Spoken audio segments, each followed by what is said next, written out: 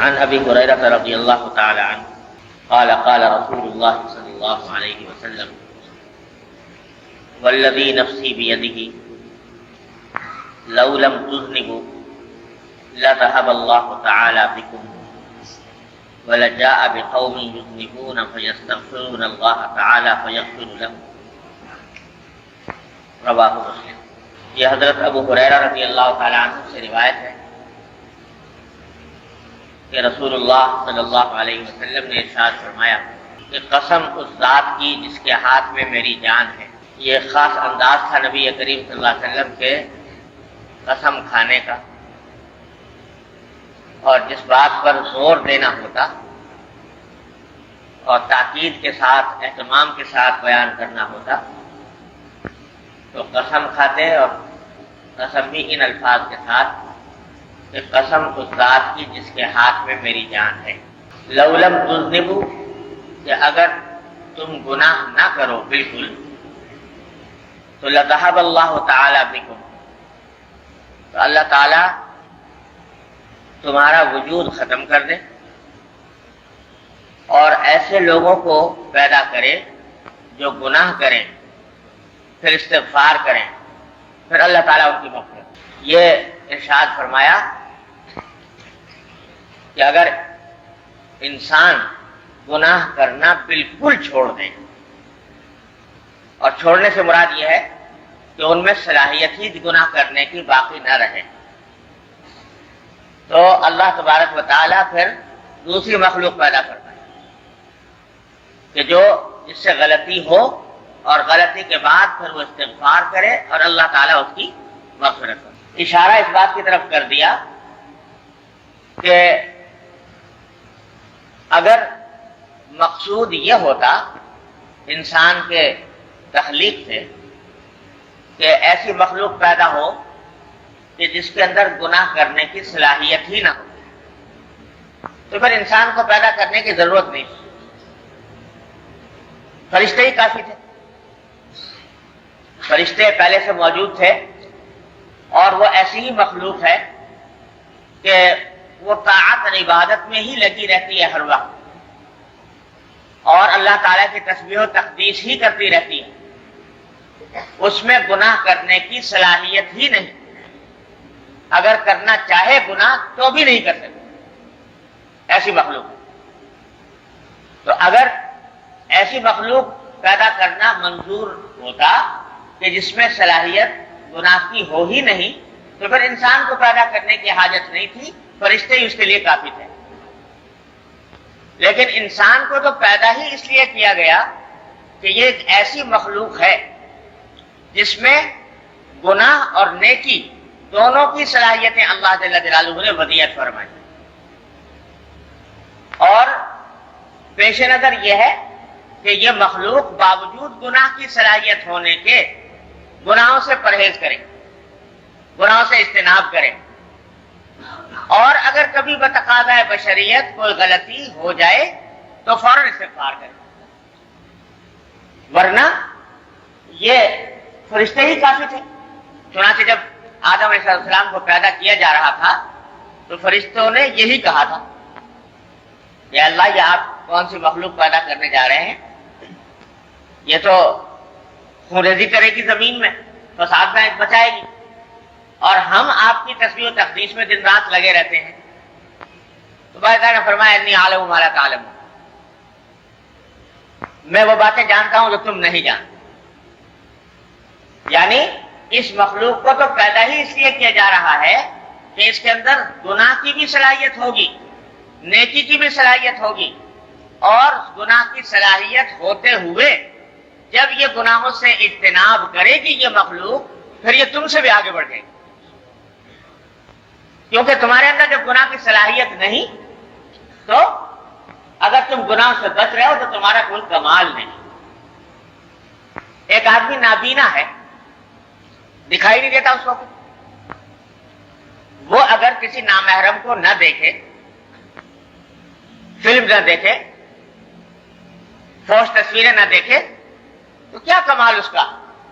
اس واسطے کہ اس میں صلاحیت ہی نہیں، وہ اگر دیکھنا بھی چاہے تو نہیں دیکھ سکتا۔ لیکن ایک شخص ہے جس کی بینائی کامل ہے، اور دل میں اس کی خواہشات اور امنگیں اور شوق یہ دل میں امڑ رہا ہے، لیکن اس سارے شوق اور امنگ کے باوجود وہ جب تصور کرتا ہے کہ میں بندہ ہوں اللہ کا، اور اللہ کا بندہ ہونے کا تصور کر کے وہ اپنی آنکھ کو غلط جگہ پر پڑنے سے بچاتا ہے، تو یہ ہے وہ مقام جس کے اوپر اللہ جل جلالہ کی طرف سے جنت کی بات ہے۔ ملائکہ کے لیے جنت نہیں، تم سمجھ لو، یعنی جنت میں چاہے وہ رہے لیکن جنت کی لذتیں ان کے لیے نہیں، جنت کی راحتیں ان کے لیے نہیں، اس لیے کہ ان کے اندر راحت اور اس لذتوں کا ادراک ہی نہیں۔ یہ جنت کی لذتیں اللہ نے عطا فرمائی ہیں اس مخلوق کو جس کے اندر گناہ کی بھی صلاحیت ہے اور نیکی کی بھی صلاحیت ہے۔ تو اللہ تبارک و تعالی یہ ان کی حکمت بالغہ، ان کی مشیت، کون اس میں دخل اندازی کرے؟ تو یہ تو در حقیقت سارا جہان پیدا فرمایا اس لیے کہ تاکہ اس کے اندر گناہ کی صلاحیت بھی ہو اور پھر رکے انسان۔ اور اگر کبھی غلطی ہو جائے، بھول چوک سے، تقاضۂ بشریت سے غلطی ہو جائے، فوراً استغفار کرے، تو استغفار کے نتیجے میں وہ مورد بنتا ہے اللہ جل جلالہ کی غفاری کا، اس کی ستاری کا، اس کے عفو اور غفور ہونے کا۔ اگر گناہ ہی نہ ہوتا تو اللہ تبارک و تعالیٰ کی غفاری کہاں ظاہر ہوتی؟ تو اس واسطے بزرگوں نے فرمایا کہ یہ جتنی بھی جو کارخانہ ہے نا، یہ سب تکوینی اعتبار سے اللہ تعالیٰ کی مشیت کے اعتبار سے کوئی چیز جو ہے وہ حکمت سے خالی نہیں۔ مولانا فرماتے ہیں کہ در کارخانہ عشق از کفر ناگزیرست، در کارخانہ عشق از کفر ناگزیرست، آتش کے راہ بسودت در بولہب نبات۔ کہ اس کارخانے میں کفر کی بھی ضرورت ہے، مشیت اللہ جل جلالہ ہوتی کہ اگر بولہب نہ ہوتا تو جہنم کی آگ کس کو جلاتی؟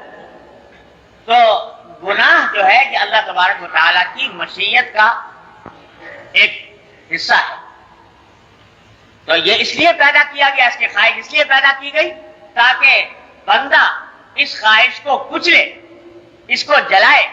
جتنا کچلے گا، جتنا جلائے گا، اتنا ہی اس کا تقوی کامل ہوگا اور تقوی کا نور اس کو حاصل ہوگا۔ تو مولانا فرماتے ہیں، مولانا رومی رحمۃ اللہ علیہ، عجیب اللہ تعالیٰ نے ان کو تمثیلات کا امام بنایا ہے۔ فرماتے ہیں کہ یہ جو انسان کے گناہ ہے نا، یہ کہتے ہیں اس لحاظ سے بڑے کام کی چیز ہے، گناہ بھی کام کی چیز ہے۔ گناہ کے کام کی چیز ایسی ہے کہ یہ اللہ تعالیٰ نے تمہیں ایندھن عطا کیا ہے۔ ایندھن یہ اس لیے عطا کیا ہے کہ اس کو جلاؤ، اور جلاؤ گے تو اس سے تقویٰ کا حمام روشن ہوگا۔ فرماتے ہیں کہ شہوت دنیا مثال گلخنس، شہوت دنیا مثال گلخنس کے ازو حمام تقویٰ روشنس، کہ یہ دنیا کی خواہشات اور گناہوں کے تقاضے یہ سب اللہ تعالیٰ نے پیدا کیے ہیں تمہارے ایندھن بنانے کے لیے۔ ان کی مثال ایندھن کی سی ہے، اس ایندھن کو جلاؤ گے تو اس سے تقویٰ کا حمام روشن ہوگا۔ تو جب بھرپور خواہش ہو رہی ہو گناہ کی، تقاضا پیدا ہو رہا ہو، دل مچل رہا ہو، بےتاب ہو رہا ہو، اور اس وقت میں تم اس خواہش کو اللہ کے لیے کچلو، اللہ کے لیے جلاؤ، تو اس تمہارے عمل سے تقویٰ کا حمام روشن ہوتا ہے اور اس سے تقویٰ کا نور تمہیں حاصل ہوتا ہے۔ اگر یہ تقاضا نہ ہوتا تو یہ ایندھن کہاں سے ملتا اس حمام کو روشن کرنے کا؟ اگر یہ تقاضا ہی پیدا نہ ہوتا تو یہ ایندھن اللہ تعالیٰ نے تمہیں دیا ہے، اس کو خوب استعمال کرو، جلا جلا کر استعمال کرو، تو اس سے تمہیں نور حاصل ہوگا۔ اسی واسطے فرمایا حدیث میں کہ ایک شخص کے دل میں تقاضا پیدا ہوا، العیاذ باللہ، تقاضا پیدا ہوا کہ اس نگاہ کو غلط جگہ استعمال کرو، نامحرم کے اوپر نگاہ ڈالنے کا دل میں تقاضا اور داعیہ پیدا ہوا، شوق ہوا۔ اب کسی اللہ کے بندے نے اس شوق اور تقاضے کے باوجود اس نگاہ کو روک لیا کہ نہیں، میرے اللہ نے، میرے مالک نے اس سے منع فرمایا، روک لیا۔ تو حدیث میں آتا ہے کہ جو شخص اللہ کی یاد کر کے اس کو روک لے گا تو اللہ تبارک و تعالیٰ اس کو ایمان کی ایسی حلاوت عطا فرمائیں گے کہ اگر وہ نظر ڈال لیتا تو اتنی لذت نہ آتی جو اللہ تبارک و تعالیٰ نے اس ایمان میں حلاوت عطا فرمائی۔ تو وہ نور کہاں سے حاصل ہوا؟ اس تقاضے سے، اس داعیے سے۔ اگر تقاضا اور داعیہ نہ ہوتا تو یہ نور نہ حاصل ہوتا۔ تو حضرت حضور نبی کریم صلی اللہ علیہ وسلم فرماتے ہیں کہ یہ اللہ تعالیٰ کی مشیت کا کارخانہ ہے۔ تو اللہ تعالیٰ کی مشیت کا کارخانہ ہے، یہ گناہ کی دو مصلحتیں۔ سوال پیدا ہوتا ہے کہ جب اللہ میاں کو گناہ کرانا نہیں ہے تو پیدا کیوں کیا؟ تو اللہ تبارک و تعالیٰ کی دو مصلحتیں، حکمتیں ہیں گناہ کے اندر۔ پہلی مصلحت یہ ہے کہ بندہ اس سے بچے اور اس سے اجتناب کرے، پوری کوشش کر کے، اہتمام کر کے اس سے احتراز کرے۔ احتراز کرے گا تو تقوی کا مقام حاصل ہوگا، تقوی کا نور حاصل ہوگا، اللہ جل جلالہ کا قرب حاصل ہوگا۔ جتنا جتنا انسان گناہوں سے اجتناب کرتا جائے گا اسی حساب سے اس کو ترقی ہوتی جائے گی درجات میں۔ من یتق اللہ یجعل لہ مخرجا، اللہ تعالیٰ اس کے لیے نئے نئے راستے پیدا فرمائیں گے۔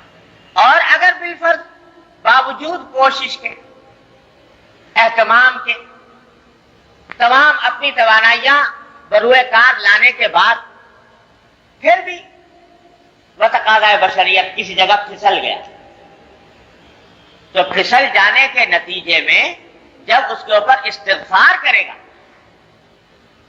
کہ اللہ مجھ سے غلطی ہو، ندامت شکستگی کے ساتھ اللہ جل جلالہ کے حضور حاضر ہوگا کہ اللہ مجھ سے غلطی ہو گئی، استغفار کرے گا، استغفر اللہ ربی من کل ذنب واتوب الیہ، یہ کہے گا، اور دل میں اس کے ندامت کی آگ جلے گی۔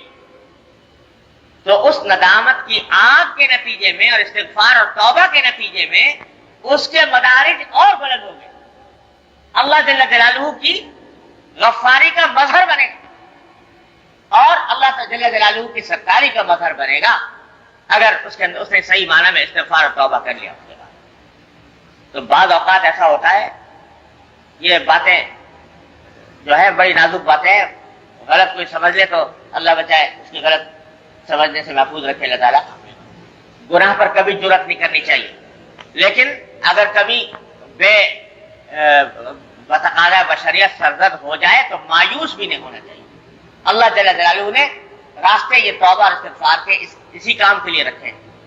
تو ہمارے بزرگ فرماتے ہیں کہ جب انسان سے گناہ کا کبھی صدور ہو جائے اور گناہ کا صدور ہونے کے بعد دل میں ندامت کی آگ بھڑک اٹھے اور اس ندامت کی آگ کے نتیجے میں آدمی رجوع اللہ کرے، تائب ہو، استغفار کرے، روئے، گڑ گڑائے،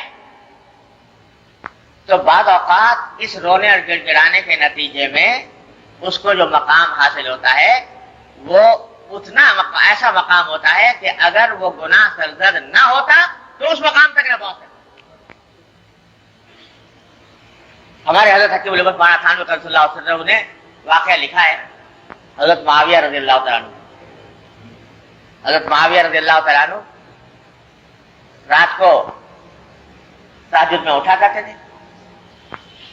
تو ایک دن ایسا ہوا کہ آنکھ لگ گئی، آنکھ نہیں کھلی اور یہاں تک کہ تہجد کا وقت نکل گیا۔ اب ساری عمر میں یہ واقعہ پیش آیا تھا کہ تہجد کا وقت نکل گیا، تو اس کے نتیجے میں اس قدر ندامت ہوئی، اس قدر تکلیف اور رنج ہوا کہ سارا دن روتے روتے گزرا، یا اللہ مجھ سے کیا ہو، سارا دن روتے روتے گزرا۔ جب اگلے دن سوئے تو جب تہجد کا وقت دیکھا ایک بزرگوار جگا رہے ہیں، تو اٹھ جاؤ۔ خیر اٹھ گئے، پوچھا بھائی تم کون ہو؟ کہا کہ جی میں وہی ہوں بدنام مخلوق ابلیس۔ تو تمہیں اٹھانے سے کیا کام؟ تمہارا کام تو انسان کو غفلت میں مبتلا کرنا ہے، تم مجھے اٹھانے کیسے آ گئے؟ کہنے لگے اس سے کچھ بحث نہ کرو، اٹھ جاؤ، جاؤ تہجد پڑھو، اپنا کام کرو۔ کہنے بتاؤ مجھے وجہ کیا ہے؟ تو جب اصرار کیا تو کہنے لگا کہ جی کل جو آپ سے تہجد قضا ہوئی تھی تو میں نے آپ کو نیند آپ کے اوپر مسلط کر دی تھی کہ سو جائے اور قضا ہو جائے، لیکن سارا دن آپ نے روتے روتے گزارا، اس رونے کے نتیجے میں آپ کے اتنے درجات بلند ہوئے کہ اگر تہجد میں اٹھ جاتے تو اتنے بلند نہ ہو۔ تو میں نے کہا یہ تو بڑے ستارے کا سودا ہے، تو اس لیے میں نے کہا کہ آج آپ کو اٹھا دوں تاکہ یہ اور زیادہ درجات کی بلندی کا راستہ نہ نکلے۔ تو اس لیے بزرگ فرماتے ہیں کہ توبہ اور استغفار سے بعض اوقات اگر سچے دل سے انسان توبہ کرے، استغفار کرے اور اللہ تبارک و تعالیٰ کے حضور ندامت کے ساتھ، شائستگی کے ساتھ حاضر ہو، تو بعض اوقات اس میں درجات کی ترقی اور بلندی اتنی ہوتی ہے کہ آدمی تصور نہیں کر سکتا۔ اس واسطے یہ توبہ اور استغفار بڑی عظیم چیز اللہ تبارک و تعالیٰ، اسی لیے حضور صلی اللہ علیہ وسلم فرما رہے ہیں کہ اگر تم گناہ بالکل ترک کر دو ساری مخلوق، تو اللہ تعالیٰ دوسری مخلوق لے آئے گا گناہ بھی کرے اور گناہ کرتے ہوئے استغفار بھی کرے، اللہ تبارک و تعالیٰ اس کو معاف کرے۔ تو بتلانا نبی کریم صلی اللہ علیہ وسلم کو اس حدیث کے ذریعے ہمارے آپ کے لیے جو عملی تعلیم آپ نے اس ارشاد میں دی ہے وہ یہ ہے کہ اگر کبھی غلطی ہو جائے تو مایوس نہ ہو، بلکہ توبہ اور استغفار کی طرف رجوع کرو، اپنی طرف سے اقدام نہ کرو، پوری کوشش کرو گناہ سے بچنے کی، لیکن اگر کبھی ہو جائے بھول چوک تو فوراً استغفار اور توبہ کی طرف رجوع کرو۔ اللہ، پچھلے جمعہ کو میں نے عرض کیا تھا کہ ایک توبہ ہوتی ہے، ایک استغفار ہوتا ہے، تو توبہ کے لیے 3 شرطیں بیان کی تھی اور عرض کیا تھا کہ استغفار کے لیے وہ 3 شرطیں موجود نہیں ہیں، استغفار اس کے بغیر بھی ہو سکتا ہے، اور تفصیل سے بیان کیا تھا۔ ایک صاحب کہنے لگے کہ صاحب یہ تو دل میں یہ خیال پیدا ہونے لگا کہ صاحب پھر تو گناہ ہونا چھوڑنے کی کوئی خاص ضرورت نہیں ہے، اور بس استغفار کرتے رہیں، گناہ بھی کرتے ہیں، استغفار بھی کرتے ہیں۔ اس لیے میں پچھلی مرتبہ کہہ رہا تھا کہ جو بات کہہ رہا ہوں وہ ذرا نازک بات ہے، کوئی اس کو غلط استعمال کرے تو اللہ بچائے گمراہی کے در مبتلا ہو جائے۔ صحیح سمجھنے کی بات ہے، خوب سمجھ لو کہ بات کہنے کی یہ ہے کہ گناہ سے اجتناب اور بچنا یہ ہر انسان کے ذمے فرض عین ہے، اور اس کے لیے واجب ہے کہ وہ ہر آن ہر لمحے ہر گوشہ زندگی میں اپنے آپ کو گناہ سے بچائے۔ لیکن اگر کبھی بتقاضائے بشریت گناہ سرزد ہو جائے تو مایوس نہ ہو، یا کسی ایسی بلا میں مبتلا ہے کہ چھوڑنا ممکن نہیں ہے کسی وجہ سے، جیسے میں نے مثال دی تھی کوئی آدمی ملازمت کر رہا ہے، بینک کی ملازمت ہے، اب فوراً چھوڑنا اس کے لیے مشکل ہے، تو ایسے میں علماء کرام فرماتے ہیں کہ بھائی چلو دوسرا فوراً تلاش کرو، دوسری روزی، اور اس طرح تلاش کرو جیسے ایک بے روزگار تلاش کرتا ہے، البتہ جب تک وہ نہ ملے اس وقت تک استغفار ہی کرتے رہو کم سے کم۔ تو یہ موقع تھا۔ اس کی مثال یوں سمجھو، بالکل یہی مثال ہے کہ آپ نے احادیث میں سنا ہوگا، اس مجلس میں بھی بار بار ذکر آیا ہے کہ انسان جب بیمار ہوتا ہے تو بیماری سے گناہ معاف ہوتے ہیں، درجات بلند ہوتے ہیں۔ جتنی بیماری شدید ہوگی اتنے ہی انسان کے درجات بلند ہوگی اور اس کے گناہ معاف ہوں گے۔ لیکن کیا اس کا یہ مطلب ہے کہ آدمی مانگے اللہ تعالیٰ سے یا کوشش کر کے بیمار بنے؟ میں کوشش کر رہا ہوں تاکہ بیمار ہوں، اور بیمار ہونے کے نتیجے میں پھر میرے گناہ معاف ہوں اور میرے درجات بلند ہوں۔ ظاہر ہے کہ بیماری ایسی چیز نہیں جس کے حاصل کرنے کی کوشش کی جائے، یا جس کی تمنا کی جائے، یا جس کی دعا کی جائے۔ حدیث میں خود نبی کریم سرور دو عالم نے فرمایا کہ اللہ تعالیٰ سے عافیت مانگو، کبھی بیماری نہ مانگو، عافیت مانگو۔ مانگنے کی چیز نہیں، لیکن جب آ جائے غیر اختیاری طور پر آ جائے تو اس کو اللہ جل جلالہ کی طرف سے سمجھ کر، اور اس کو سمجھو کہ اس سے ہمارے گناہ معاف ہو رہے ہیں، ہمارے درجات میں بلندی ہو رہی ہے۔ اسی طرح گناہ کرنے کی چیز نہیں، خوب سمجھ لو، گناہ باز رہنے کی چیز ہے، اجتناب کی چیز ہے، احتراز کی چیز ہے، لیکن اگر کبھی حالات کے تقاضے سے مجبور ہو کر یا کسی طریقے سے گناہ سرزد ہو گیا تو اس کے بعد پھر راستہ یہ ہے کہ استغفار اور توبہ کی طرف انسان رجوع کرے تو اس کے نتیجے میں اس کے درجات بلند ہوتے ہیں. یہ ہے بات. تو اب استغفار میں 3 باتیں عرض کرنی ہیں جو یاد رکھنے کی. استغفار 3 قسم کا ہے. توبہ اور استغفار کی 3 قسمیں. ایک استغفار ہے گناہوں سے، ایک استغفار ہے خود طاعات سے، طاعات سے اطاعت کی کوتاہیوں سے، عبادات کی کوتاہیوں سے. تیسرا استغفار ہے جو بعض بزرگ کہتے ہیں کہ خود استغفار سے. استغفار کیسے؟ استغفار سے کیا مانا کہ ہم استغفار کا حق ادا نہیں کر سکے، اس پر استغفار. تو 3 درجے ہیں استغفار. استغفار گناہوں سے، استغفار طاعات سے اطاعت کی کوتاہیوں سے، اور استغفار خود استغفار. ان تینوں کا تھوڑا تھوڑا اس کی تھوڑی تفصیل سمجھ لیجیے. پہلی چیز جو ہے یعنی گناہوں سے استغفار اور گناہوں سے توبہ، یہ ہر فرد بشر کے ذمے فرض عین ہے، جس سے کوئی مستثنا نہیں کہ وہ فوراً اللہ جل جلالہ سے توبہ کرے اپنے سابقہ کیے ہوئے گناہ. اسی واسطے یہ جو تصوف اور طریقت اور پیری مریدی جس کو کہا جاتا ہے، اس میں جو سب سے پہلا قدم ہے، سب سے پہلا قدم وہ ہے تکمیل توبہ. سارے آگے کے درجات، سارے آگے کے مراحل وہ موقوف ہیں اس پہلے قدم پر. اگر توبہ کی تکمیل نہیں ہوئی آگے کچھ نہیں ہوتا. تکمیل توبہ. اسی واسطے جب کسی بزرگ کے پاس انسان جاتا ہے اصلاح کے لیے، اپنے اصلاح نفس کے لیے، تزکیے کے لیے، تو سب سے پہلا کام جو کراتا ہے وہ توبہ کی تکمیل ہے. امام غزالی رحمۃ اللہ علیہ فرماتے ہیں کہ ہوا اول اقدام المریدین، جو کسی سے مرید ہونے کے لیے جائے تو اس کا سب سے پہلا کام یہ ہے تکمیل توبہ. یہ جو بیعت آپ نے سنا ہوگا کہ کسی فلاں کے ہاتھ پر بیعت ہو گئے، فلاں کے ہاتھ پر بیعت ہو گئے، یہ بیعت بھی در حقیقت توبہ کی بیعت کہ اس کے ہاتھ پر ہاتھ رکھ کر یہ پچھلے اپنے گناہوں سے توبہ کا اعلان ہوتا ہے، آئندہ کے لیے گناہوں سے بچنے کا عزم کیا جاتا ہے، عہد کیا جاتا ہے کسی کے ہاتھ پر. تو اس کے بعد پھر شیخ بتاتا ہے کہ بھئی اب تمہیں توبہ کی تکمیل کرنی چاہیے. تو توبہ کی تکمیل کیسے ہوتی ہے؟ اس کے بارے میں حضرات مشائخ فرماتے ہیں کہ توبہ کے 2 درجے ہیں تکمیل توبہ.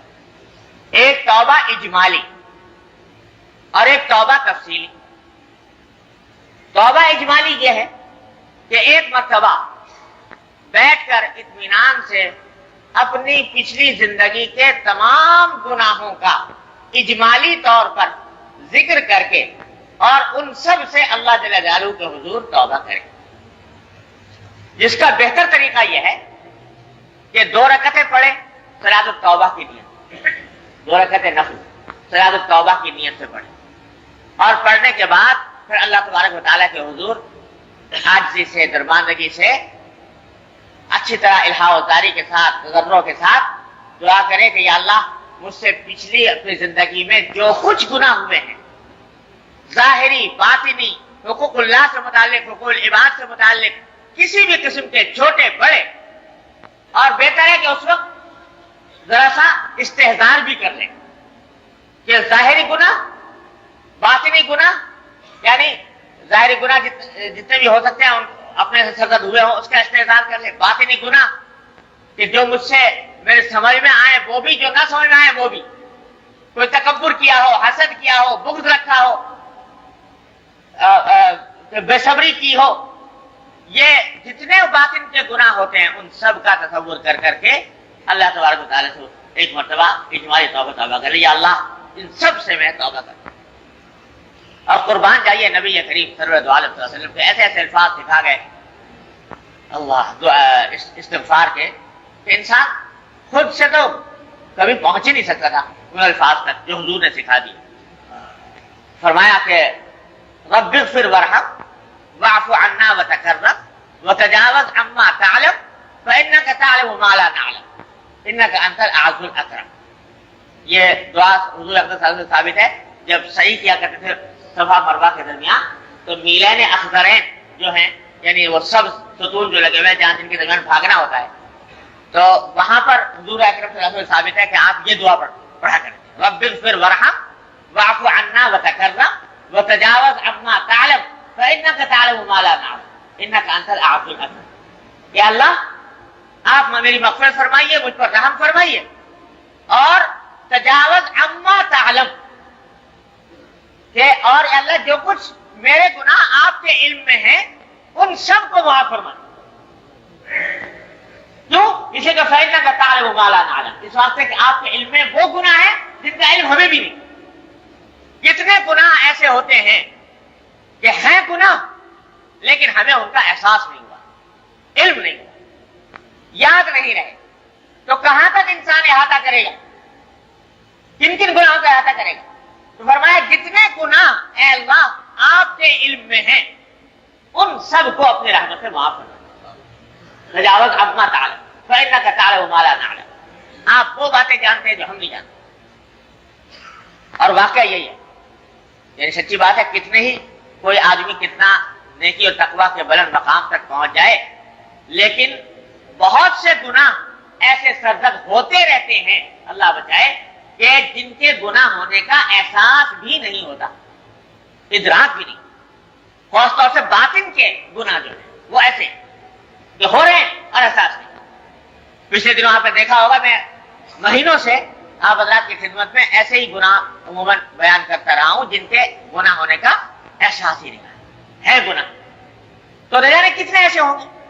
تو توبہ اجمالی میں اللہ جل جلالہ کے حضور حاضر ہو کر تمام گناہوں سے توبہ کرے, اس میں خاص طور سے اس بات کا ذکر کرے کہ اللہ جتنے گناہ میرے آپ کے علم میں ہیں, چھوٹے ہوں یا بڑے ہوں, ظاہر ہوں یا باطن ہوں, اے اللہ میں سب سے استغفار کرتا ہوں, سب سے توبہ کرتا ہوں, قیامت معاف. یہ توبہ اجمالی. اور اس طرح ایک مرتبہ اہتمام کے ساتھ خوب اچھی طرح بنا کر اللہ جل جلالہ کے حضور الہا و تعریف ہے ایک مرتبہ سارے گناہوں سے معافی. یہ توبہ اجمالی ہوگی. لیکن بات اس کے اوپر ختم نہیں ہوتی. کیوں؟ اس لیے کہ توبہ اس چیز کا نام نہیں ہے کہ کر تو دیا نقصان اور ایک مرتبہ میں بیٹھ کر توبہ کر کے چھٹی کرا لی, بلکہ جن چیزوں کی تلافی ممکن ہے ان کی تلافی کرنا بھی توبہ کا ایک حصہ ہے. جن گناہوں کی تلافی ممکن ہے ان کی تلافی کرنا بھی توبہ کا حصہ ہے. جب تک کہ انسان یہ تلافی نہ کرے اس وقت تک اس کی توبہ کامل نہیں ہو. مثلا نمازیں چھوٹی تھی, اب نمازیں چھوٹی تھی توبہ تو کر لی, لیکن جیتے جی واجب ہے کہ ان سارے نمازوں کو جو چھوٹی ہیں ان کی قضا پڑے. اگر قضا نہیں پڑے گا اور ویسی توبہ کر کے بیٹھ گیا تو توبہ کامل نہ ہوئی, اس لیے کہ جس چیز کی تلافی ممکن تھی وہ نہیں. تو توبہ اجمالی کے بعد ضروری ہے توبہ تفصیلی.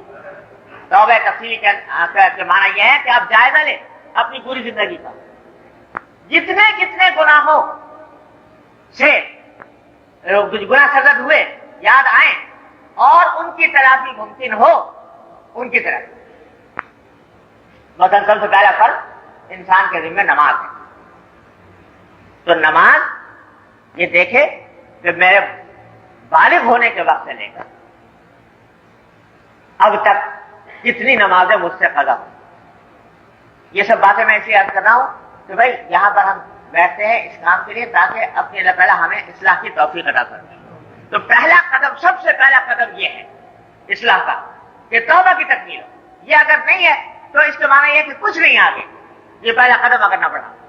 اس لیے اس تفسیر سننے کی ضرورت ہے کہ اس کے اوپر عمل کیا جائے. تو پہلے توبہ اجمالی، پھر توبہ تفصیلی کے اندر سب سے پہلا معاملہ نماز کا، کہ نمازیں جو پیچھے قضا ہوئی ان کا حساب لگایا.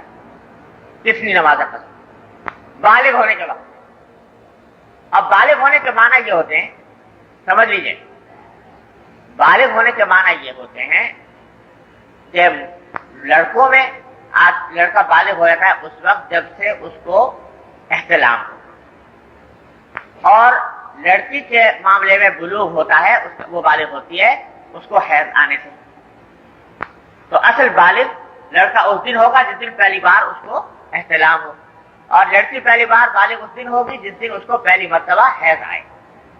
اصل بات یہ ہے. لیکن اگر کسی کو یہ علامات ظاہر نہ ہو تو جس روز 15 سال عمر پوری ہو گئی اس دن وہ بالغ ہو. 15 سال کی عمر پوری جس دن ہو جائے، لڑکا ہو یا لڑکی، تو دونوں صورتوں میں اس دن اس کو بالغ سمجھا جائے گا. اور اس دن سے اس کے ذمہ نمازیں بھی فرض ہیں، روزے بھی فرض ہیں، اور جتنے فرائض دینیا ان سب کو مخاطب ہوگی. تو آپ نے حساب لگا کر دیکھیں کہ جب سے میں بالغ ہوا تھا اس وقت سے کتنی نمازیں مجھ سے چھوٹی. بہت سے تو لوگ ایسے ہوتے ہیں الحمدللہ کہ اللہ تعالیٰ کے فضل و کرم سے دیندار ماں باپ کے گھرانے میں پیدا ہوئے، بچپن سے نماز کی عادت ڈال دی تو الحمدللہ نماز قضا ہوئی نہیں کوئی. ایسا ہو تو سبحان اللہ، بڑی اچھی بات، اور ہونا بھی یہی چاہیے کہ مسلمان گھرانے میں. حضور اقدس صلی اللہ علیہ وسلم نے فرمایا کہ 7 سال کی عمر سے بچے کو نماز کی تلقین کرو، اور 10 سال کی عمر میں نماز نہ پڑھے تو اس کو مار کر بھی پڑھواؤ. لیکن اگر بالفرض اکثر ایسا ہوتا ہے کہ غفلت ہو جاتی ہے، بالغ ہونے کے بعد نمازیں رہنے، تو اب اس کا تلافی کرنا فرض ہے. تلافی کیسے کرے؟ وہ اس طرح کرے کہ اپنے پاس حساب لگا کر لکھنے کا کہ میرے بالغ ہونے سے لے کر آج تک اتنی نمازیں میرے ذمے فرض ہیں. اگر ٹھیک ٹھیک حساب لگانا ممکن ہو، یاد ہو تو ٹھیک ٹھیک حساب لگائے. اگر ٹھیک ٹھیک یاد نہ ہو تو اندازہ کرے، محتاط اندازہ، کہ زیادہ ہو جائے کم نہ ہو. ایسا محتاط اندازہ لگا کر اپنی کاپی میں لکھ لے کہ میرے ذمے آج فلاں تاریخ کو اتنی نمازیں فرض ہیں قضا، اور آج سے میں اس کی ادائیگی شروع کر رہا ہوں. تو اس کے بعد قضا نماز، اس کو کہتے ہیں قضاء عمری، کہ ہر نماز کے ساتھ ایک نماز پڑھتا چلا جائے، ہر نماز کے ساتھ ایک نماز پڑھتا چلا جائے. تو تاریخ لکھی ہوئی موجود ہے، اور اس کے اندر ساتھ کاپی میں یہ بھی لکھ دے کہ اگر میں اپنی زندگی میں یہ نمازیں ادا نہ کر سکا تو اپنے ورثاء کو وصیت کرتا ہوں کہ وہ میرے ترکے سے ان نمازوں کا فدیہ ادا کریں. یہ وصیت کرنا اس لیے ضروری ہے، سمجھ لیجیے، وصیت کرنا اس لیے ضروری ہے کہ اگر یہ آپ نے نہ لکھا کاپی میں اور خدا نہ کرے انتقال ہو گیا قضا نمازیں پورے ہونے سے پہلے، تو ورثاء کے ذمہ شرعاً کوئی فرض نہیں ہے کہ وہ آپ کی نمازوں کا فدیہ ادا کریں. ان کی مرضی میں مقبول، وہ چاہے تو دیں چاہے نہ دیں، دیں گے تو ان کی طرف سے احسان ہوگا، شرعاً ان کے ذمہ فرض نہیں، واجب نہیں کہ وہ فدیہ ضرور. لیکن اگر آپ نے وصیت کر دی تو 1/3 مال کی حد تک، جو 1/3 ترکہ ہے اس کی حد تک وہ پابند ہیں کہ اس وصیت کو نافذ کریں اور نمازوں کا فدیہ ادا کریں. تو اب پتہ نہیں مرنے کے بعد کیا حال ہوتا ہے، کون کیسی اولاد ہوتی ہے کیا نہیں ہوتی، لہذا وصیت کرنا ضروری ہے کہ میں وصیت کرتا ہوں کہ اگر میں اپنی زندگی میں ادا نہ کر سکا تو میرے ورثاء اس کا فدیہ ادا کر دیں. یہ لکھ کے رکھیں. اور دیکھو بھائی، نبی کریم سرور دو عالم صلی اللہ علیہ وسلم نے ارشاد فرمایا کہ کسی بھی آدمی کے لیے جو اللہ پر اور یوم آخرت پر ایمان رکھتا ہو اور اس کے پاس کوئی وصیت لکھنے کے لیے موجود ہو، اور وہ 2 راتیں بھی اس کو گزارنی نہیں چاہیے بغیر وصیت کے لکھے ہوئے. اب اگر کسی کے ذمہ فرض کرو نماز قضا ہے تو یہ ایسی چیز ہے جو وصیت اس کی جس کو اس کو لکھنے چاہیے، تو حضور فرماتے ہیں کہ 2 راتیں بھی اس حال میں گزارنا حلال نہیں کہ آدمی کے پاس ان کی وصیت لکھی ہوئی موجود نہ ہو. 2 راتیں بھی نہیں گزارنی چاہیے اس حالت میں، بلکہ فوراً لکھ کر رکھیں. اب دیکھو یہ ذرا اس پر ہم سب اپنے گریبان میں منہ ڈال کے دیکھ لیں کہ کتنے ہیں جنہوں نے اس کا اہتمام التزام کیا ہوا ہے، یہ وصیت نامہ لکھا رکھا ہو ان چیزوں کے معاملے میں. تو اگر جائزہ لیں گے تو بہت کم لوگ نکلیں گے. تو بھائی یہ مستقل گناہ ہے، یعنی وصیت کا نہ لکھنا یہ ایک مستقل گناہ ہے جو مستقل چل رہا ہے جب تک کہ انسان وصیت نہ لکھے. تو وصیت لکھ کے رکھو کہ اتنی نمازیں میرے ذمہ فرض ہیں، قضا میں نے شروع کر دی ہے، اگر میں ادا نہ کر پاؤں تو میرے ورثہ اس سے ادا. یہ تو ہوا نماز، اور نماز پھر ادا کرتے چلے جاؤ. ہر فرض نماز آسان راستہ یہ ہے کہ ہر فرض نماز کے ساتھ ایک پڑھ لی، اور اگر زیادہ وقت ہے موقع دے زیادہ پڑھ لیں تاکہ جتنے جلدی سے جلدی ادا ہو جائے اتنا بہتر ہے. اس میں بلکہ یہ بھی کر سکتے ہیں جو نوافل ہوتے ہیں، زیادہ نوافل نہ پڑھیں، جب موقع ہو یہ فرضی یہ پڑھ لیں، قضا ہی پڑھ لیں. اور اللہ تعالیٰ نے قضا کے اندر اتنی آسانی رکھی ہے کہ مثلا فجر کے بعد اور عصر کے بعد نفلی نمازیں پڑھنا جائز نہیں، لیکن قضا پڑھنا جائز. فجر کے بعد بھی پڑھ سکتے ہیں اور عصر کے بعد بھی پڑھ سکتے ہیں، یہ پڑھتے چلیے. بعض لوگ یہ بھی مسئلہ پوچھا کرتے ہیں، وہ بھی عرض کر دوں کہ صاحب ہمارے ذمہ قضا بہت ہے تو آیا ہمیں سنتیں بھی پڑھنی چاہیے کہ نہیں. بہت سے لوگ سوچتے ہیں کہ بھائی جب ہمارے ذمہ قضا زیادہ ہیں تو ہم بجائے قضا نمازیں پڑھنے کے سنت ہی پڑھ لیا کریں تاکہ زیادہ قضا ہمارے سر سے اترے. تو اس کا صحیح جواب یہ ہے کہ نہیں، سنتیں پڑھنی چاہیے، سنتوں کا اہتمام کرنا چاہیے. اور البتہ نوافل جو ہیں، نوافل کے بجائے اگر ہو سکے تو قضا نمازوں کا نماز پڑھنے، لیکن سنتیں ترک کرنے کی عادت نہیں ڈالنی چاہیے، سنتیں مستقل پڑھنی چاہیے. یہ ہوا حکم نمازوں کا، یہ تلافی ہوئی نمازوں. روزہ اسی طریقے سے روزے کا جائزہ لیں. جب سے بالغ ہوا کوئی روزہ چھوٹا کہ نہیں چھوٹا، کتنے روزے چھوٹے، وہ سب اپنے پاس لکھ لے اور اس کی ادائیگی کی فکر کرے اور وصیت لکھ کے جائے کہ اگر میں اپنی زندگی میں ادا نہ کر سکا تو میرے مرنے کے بعد اس کی ادائیگی کی جائے روزے کی. زکات یہ دیکھے کہ زکات جب سے بالغ ہوا اس وقت سے زکات فرض ہے.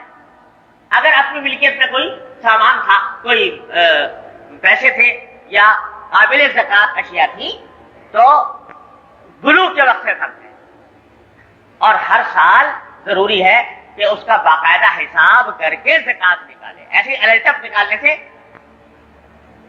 کام نہیں بنتا، حساب لگانا چاہیے. تو اب یہ دیکھیں کہ آیا میں ہر سال یہ ادا کرتا رہا ہوں کہ نہیں. اگر ادا کرتا رہا ہے سبحان اللہ، لیکن اگر نہیں ادا کی تو اس کا حساب بنا کہ کتنے سالوں کی کس کس طریقے سے. یاد نہ آئے تو احتیاط کر کے اندازہ کر کے، زیادہ سے زیادہ ہو کم نہ ہو، اسی طرح اندازہ کر کے اور حساب لگائے اور اس کی ادائیگی کی فکر. یہ سب بھائی توبہ کا حصہ ہے، توبہ تفصیلی کا حصہ. نماز، روزہ، زکات. حج اگر نہیں کیا تو حج تو زندگی بھر میں ایک ہی بار فرض ہوتا ہے، اس کی فکر کرے کہ جلدی سے جلدی اللہ تعالیٰ اس فرض سے دوش فرمائے. یہ حقوق اللہ. پھر حقوق العباد کا دیکھیں، کسی کا مالی حق، کسی کا جانی حق، کسی کو کوئی تکلیف پہنچائی ہے اس سے معافی، اس کے فکر کریں. پہلے میں نے آپ کو سنایا تھا کہ نبی کریم سرور دو عالم صلی اللہ علیہ وسلم نے باقاعدہ صحابہ کرام کے مجمع میں کھڑے ہو کر اعلان فرمایا کہ بھائی میں آپ سے کہتا ہوں کہ اگر کسی کا کوئی حق میرے ذمہ واجب ہو، کسی کو میں نے تکلیف پہنچائی ہو، کسی کو کوئی صدمہ پہنچایا ہو، تو آج میں کھڑا ہوں، مجھ سے بدلہ لے لیں یا معاف کر دیں. تو صحابہ کرام کے سامنے کھڑے ہو کر فرمایا کہ میں معافی مانگتا ہوں اور حق ادا کرنے کے لیے تیار ہوں. اعلان کر کے فرمایا نبی کریم صلی اللہ علیہ وسلم. تو ہما شما کے شمار کے دار میں ہے لوگوں سے جن سے تعلقات ہوئے ہیں، ان سے تعلقات، اہل تعلقات سے رابطہ قائم کر کے خط لکھ کر زبانی اگر کسی کا حق کوئی واجب مالی وہ پہنچائے، اور اگر مالی حق نہیں ہے، جانی ہے، غیبت کی ہے کسی کی، کسی کو برا بلا کہا ہے، کسی کو ستایا ہے، کسی کو تکلیف پہنچائی ہے، ان سب سے معافی مانگنا ضروری ہے۔ حدیث میں فرمایا نبی کریم سرورت عالم صلی اللہ علیہ وسلم نے کہ اگر کسی شخص نے دوسرے کسی پر کوئی ظلم کر رکھا ہے، جانی مالی کسی قسم کا، تو آج اس سے معافی مانگ لے، یا سونا چاندی دے کر معاملہ طے کر لے، قبل اس کے کہ وہ دن آ جائے جس دن نہ درہم ہوگا نہ دینار ہوگا، کوئی سونا چاندی کام نہیں آئے گا۔ اس دن کے آنے سے پہلے پہلے اپنا حساب صاف کر جائے گا لوگوں سے۔ اس کا اہتمام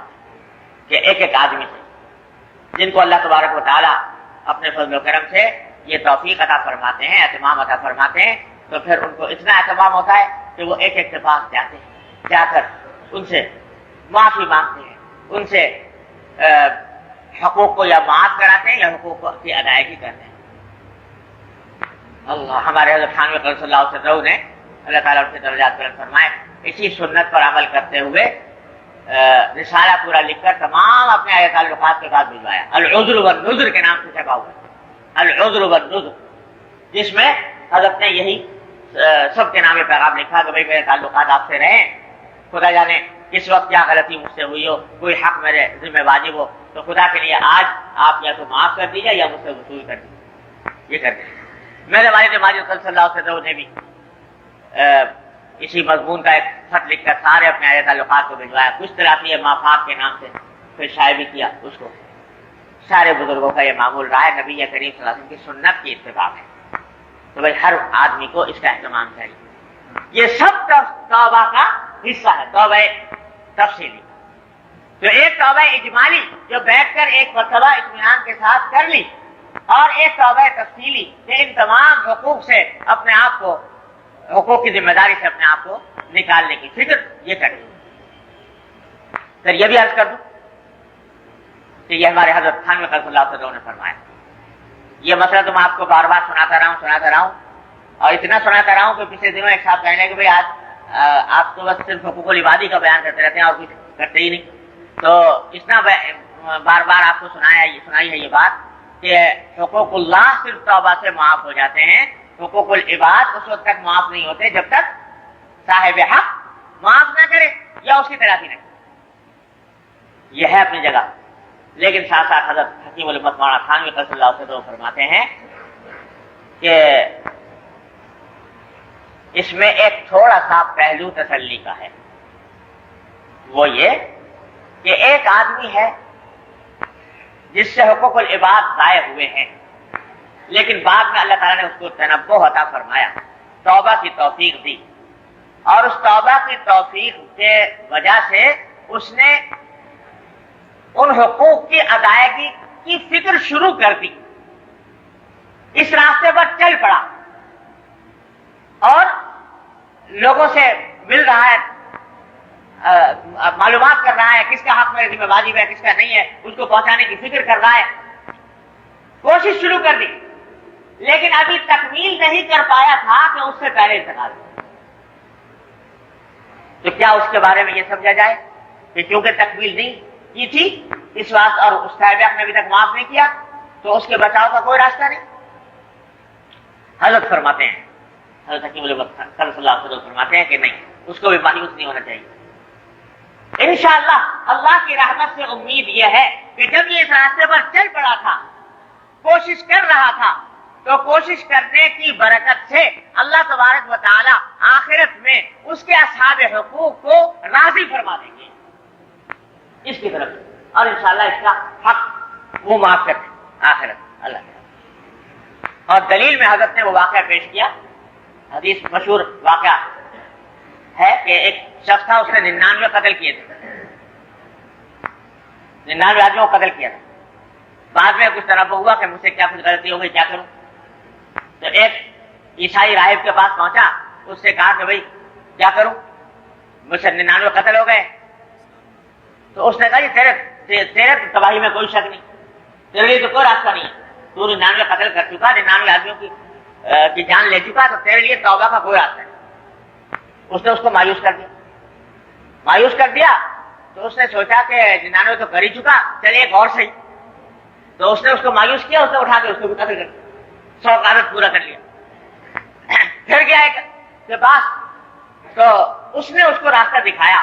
نے کہا نہیں، مایوس ہونے کی بات نہیں ہے، ایسا کرو کہ تم اپنی طرف سے فلاں بستی کی طرف جاؤ، توبہ کرو اور فلاں بستی کی طرف جاؤ، وہاں پر نیک لوگ رہتے ہیں، ان کی صحبت اختیار کرنا. اور اس کے نتیجے میں پھر ظاہر ہے اس نیکی کا ایک حصہ یہ بھی تھا کہ جو مقتول ہوئے ہیں ان کے ورثہ کو راضی کرایا جائے. تو وہ اس بستی کی طرف چلا. ابھی چل رہا تھا تو راستے ہی میں موت نے آ گیا، راستے میں مر گیا. تو حدیث میں آتا ہے کہ نبی کریم صلی اللہ علیہ وسلم نے فرمایا کہ ملائکہ رحمت اور ملائکہ عذاب میں اختلاف ہو گیا. ملائکہ رحمت کہتے تھے کہ یہ آدمی تائب ہو کے جا رہا تھا لہٰذا ہم لے جائیں گے. ملائکہ عذاب کہتے تھے کہ نہیں، یہ تو 100 آدمیوں کو قتل کر کے گیا تھا، ابھی تک ان کی طرف سے معافی نہیں ہوئی، ہم لے جائیں گے. تو آخر میں فیصلہ یہ ہوا کہ بھائی دیکھو کہ کون سی بستی سے زیادہ قریب تھا، جہاں سے بھاگا تھا وہاں یا جس بستی کی طرف جا رہا تھا اس. تو معلوم ہوا کہ اس بستی کی طرف کچھ قریب تھا. اور روایات میں یہ بھی آتا ہے کہ جب وہ مرنے لگا تو مرتے وقت جس بستی کی طرف جا رہا تھا تو اس کی طرف اپنے سینے کو گھسیٹ گھسیٹ کر آگے بڑھانا چاہتا تھا کہ جتنا ہو سکے میں اس طرف آگے بڑھوں. اللہ جل جلالہ نے اس کی اس کوشش کی برکت سے اس کو معاف فرمایا. تو حضرت فرماتے ہیں کہ دیکھو تھے حقوق العباد، لیکن کیونکہ اپنی طرف سے کوشش شروع کر دی تھی، اپنی طرف سے کام شروع کر دیا تھا، اور اس واسطے اللہ جل جلالہ نے اس کی مغفرت فرمائی. تو اسی طرح یہاں پر بھی حقوق العباد کے اندر بھی ہے کہ اگر اپنی طرف سے انسان کوشش شروع کر دے اور لگ جائے اس فکر میں، سچے دل سے لگ جائے، تو اللہ کی رحمت امید ہے کہ انشاءاللہ اصحاب حقوق کو بھی اللہ تعالیٰ راضی فرما دیں گے قیامت کے دن. اس طرح کر کے یہ توبہ تفصیلی ہوتی ہے. تو دو باتیں عرض کی، توبہ اجمالی اور ایک توبہ تفصیل، جس چیز کی طرف ممکن ہو وہ کرے. جب یہ کر لیا یہ کام، اللہ تبارک و تعالیٰ اپنی رحمت سے ہم سب کو توفیق عطا فرمائے. بھائی ہر ایک کے کرنے کا کام ہے، یہ کسی ایک کے کرنے کا کام نہیں، سب کے کرنے کا کام. اللہ تعالیٰ ہم سب کو اس کی توفیق عطا فرمائے. تو یہ ایک مرتبہ جب یہ کام کر گزرے، توبہ اجمالی بھی کر لی، توبہ تفصیلی بھی کر لی، تو ہمارے حضرت فرماتے ہیں کیا اچھی بات فرماتے ہیں جب ایک مرتبہ یہ کام کر گزرو تو اب اس کے بعد اپنے پچھلے گناہوں کو یاد بھی نہ کرو، بھول جاؤ، یاد بھی نہ کرو. اس واسطے جو فرماتے ہیں کہ پچھلے گناہوں کو یاد کرنا، جن سے توبہ کر چکے ہو ان کو اب یاد کرنا، ایک طرف سے یہ ناقدری ہے اللہ جل جلالہ کی توبہ. جب اللہ تعالیٰ نے وعدہ فرما لیا کہ مجھ سے استغفار کرو گے، توبہ کرو گے، میں تمہاری توبہ کو قبول کر لوں گا اور تمہارے گناہوں کو معاف کر دوں گا، تمہارے نامہ اعمال سے مٹا دوں گا. انہوں نے تو نامہ اعمال سے مٹا دیا، تم وظیفہ بنائے بیٹھے ہو، اس کو یاد کر رہے ہو. یاد بھی نہ کرو ان کو، کیونکہ پچھلے گناہوں کی یاد یہ بھی پھر بعض اوقات ایک حجاب بن جاتی ہے، ایک حجاب بن جاتی ہے. اسے چھوڑ بھول جاؤ، اب آگے کی فکر، آگے کو درست کرو، پچھلے گناہوں کو. یہی فرق ہوتا ہے محقق میں اور غیر محقق میں. جو غیر محقق ہوتے ہیں نا وہ الٹا کام سجا دیتے ہیں بعض اوقات. میرے دوست تھے، وہ بیچارے بڑے نیک آدمی تھے، ہر وقت روزے رکھا کرتے تھے، تہجد گزار آدمی تھے. ایک پیر صاحب سے ان کا تعلق تھا، تو وہ بتایا کرتے کہ میرے پیر صاحب نے مجھے یہ وظیفہ مجھے یہ کہا ہے کہ رات کو جب تم تہجد میں اٹھو تو تہجد پڑھنے کے بعد اپنے سارے پچھلے گناہوں کو یاد کیا کرو اور یاد کر کے خوب رویا روز. تو ان کو یہی مشغلہ بتایا ہوا کہ روزانہ اپنے پچھلے گناہوں کو یاد کرو.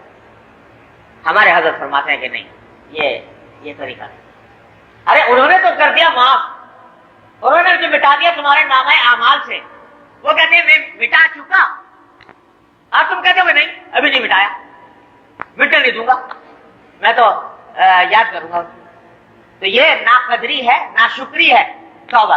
اللہ جل جلالہ کی شان رحمت، جب ان کی شان رحمت یہ ہے جو فرماتے ہیں تمہارے نامہ اعمال سے مٹا دیتے ہیں تو بھول جاؤ، اب یاد نہ کرو. خیال آئے بھی کبھی، بے اختیار خیال آئے، استغفار پڑھ کر ختم کرو، استغفر اللہ کر کے ختم کرو، آگے بڑھو۔ ہاں آئندہ کی فکر، کیا اچھی بات ہے، اللہ تعالیٰ نے عجیب و غریب واقعی حکمت فرمائی تھی ہمارے حضرت والا کو۔ اللہ تعالیٰ نے حقیقت کیا ہے کہ اس دور میں ہم جیسے انسانوں کے لیے اللہ تعالیٰ نے ان کو حکیم الامت ہی بنایا۔ فرماتے ہیں کیا عجیب و غریب بات ارشاد فرمائی، یاد رکھنے کی ہے، اللہ تعالیٰ ہم سب کو اس کے اوپر عمل کی توفیق دے۔ فرمایا کہ دیکھو جب یہ توبہ کر چکو تو ماضی کی فکر چھوڑ دو، مستقبل کی فکر چھوڑ دو، حال کی فکر کرو۔ ماضی جو پیچھے گزر چکا اس کی فکر چھوڑ دو، جب توبہ کر لی اللہ تعالیٰ اپنی رحمت سے قبول فرما چکے انشاءاللہ، یہی امید رکھو اللہ کی رحمت سے۔ توبہ کر چکے، اب اس ماضی کی فکر چھوڑ دو، اس کو یاد رکھو۔ مستقبل کی فکر کہ آئندہ کیا ہوگا کیا نہیں ہوگا، اس فکر کو چھوڑ دو، حال کو درست کر لو، یہ جو حال گزر رہا ہے یہ ٹھیک ہو جائے، یہ اللہ جل جلالہ کی اطاعت میں گزر جائے، اس میں معصیت سرزد نہ ہو، اس میں گناہ نہ ہو، اس کی فکر کرو۔ فرمایا کہ دیکھو آج کل یہ ہوتا ہے کہ ہم لوگ یا تو ماضی میں پڑے رہتے ہیں یا مستقبل میں پڑے رہتے ہیں۔ ماضی میں پڑے رہتے ہیں کہ صاحب پیچھے ہم نے اتنے گناہ ہوئے، یہ ہوا وہ ہوا، کیا ہوگا کس طرح ہوگا، اس چکر میں پڑے رہتے ہیں۔ اس کا نتیجہ یہ ہے کہ مایوسی پیدا ہوتی ہے اور حال خراب ہو جاتا ہے۔ یا مستقبل کی فکر میں پڑے رہتے ہیں کہ اگر اب توبہ کر بھی لی تو آئندہ کیسے بچیں گے، آئندہ کیسے بچیں گے، ارے بھائی جب آئندہ آپ کا وقت آئے گا تو دیکھا جائے گا، ارے اس وقت کی فکر کرو یہ جو گزر رہا ہے۔ یہی حال ماضی بننا ہے اور ہر مستقبل کو حال بننا ہے۔ اس واسطے حال کی فکر کر لو اور ماضی کو یاد کرنے سے، ماضی کو یاد کر کر کے اور اس کے اندر مایوسی پیدا کرنے سے اس سے بچو، مستقبل کی بلا وجہ کی فکر سے بچو، حال کو درست کرو۔ اور واقعہ یہ ہے کہ اگر آدمی حال کو درست کر لے، یہ وقت جو گزر رہا ہے یہ طاعت میں گزر جائے تو ساری زندگی درست ہو جائے۔ لیکن شیطان ہمیں یہ بہکاتا ہے کہ دیکھو بھائی ماضی کو دیکھو، ماضی میں کیا کیا تو نے، اور مستقبل کو دیکھو تجھ سے کیا بنے گا آئندہ۔ نتیجہ یہ کہ ان دو چکروں میں ڈال کے حال کو خراب کرتا رہتا ہے۔ تو حضرت فرماتے ہیں کہ نہیں، حال کی فکر کرو، اللہ تعالیٰ اپنی رحمت سے اس کی توفیق دے۔ تو بھائی یہ توبہ اجمالی، توبہ تفصیلی، یہ دو کام کر کے اور پھر اللہ تبارک و تعالیٰ کی رحمت سے حال کی فکر میں پڑ جاؤ، لگ جاؤ، اللہ اللہ خیر کرنا۔ ہمارے حضرت فرمایا کرتے کہ زیادہ ہائے ہائے کرنے کی ضرورت نہیں، سیدھا سادہ راستہ اللہ تعالیٰ نے بتا دیا، سیدھا سادہ راستہ بتا دیا۔ فکر ہے، گناہوں کی فکر ہے، الحمدللہ دل میں پیدا ہوئی، چلو اس گناہوں کی فکر کو اس طرح دور کرو کہ توبہ اجمالی کرو، توبہ تفصیلی کرو، اور پھر پیچھے کو بھول جاؤ، حال کی فکر میں لگ جاؤ، اس کو درست کرو، اللہ اللہ خیر، زیادہ ہائے ہائے کرنے کی ضرورت نہیں۔ یہ ہے تمہارے سیدھا سادہ راستہ اللہ تعالیٰ نے بتا رکھا ہے۔ تو بھائی یہ اللہ تبارک و تعالیٰ ہم سب کو اپنی رحمت سے توفیق دے۔ سب سے پہلا کام کرنے کا یہ ہے توبہ۔ اور جیسا وقت کتنا ہے، اچھا تو انشاءاللہ باقی بات جو ہے اللہ تعالیٰ زندگی رفع میں اگلے اس میں عرض کروں گا۔ ایک قسم کا آج تھوڑا سا بیان ہوا، گناہوں سے توبہ، گناہوں سے استغفار، اور یہ بڑی اہم سب سے پہلی سیڑھی، سب سے پہلا قدم ہے اصلاح نفس کے راستے میں۔ اگر یہ نہ کیا تو آگے کچھ نہیں ہوتا، اس لیے پہلے سب سے پہلے اس کی فکر کرے۔ اور دو بھائی ٹلانے سے ہر کام ٹلتا ہے۔ اچھا بھائی ٹھیک ہے، بات تو بڑی اچھی سنی آج، تو کل انشاءاللہ تعالیٰ اس کام کو کریں گے، شروع کریں گے۔ تو وہ کل آتی نہیں، پھر جس وقت جو بات اچھی سنی ہے، جو سنی ہے اسی وقت اسی دن اس کے اوپر عمل کر لو۔ جو ٹلا دیا، جس چیز کو ٹلا دیا وہ ٹل گئے، جس چیز کو کا داعیہ آج پیدا ہوا ہے اس کے اوپر عمل کر گزرو۔